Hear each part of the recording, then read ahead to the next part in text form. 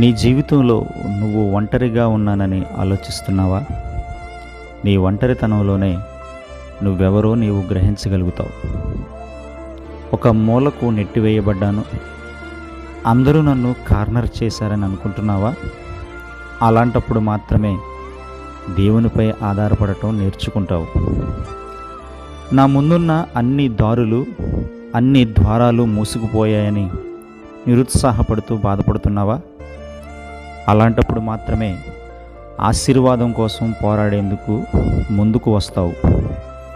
దేవుడు నీకు కల్పించే అవకాశాలను ఆయనతో గడపడానికి ప్రయత్నించు.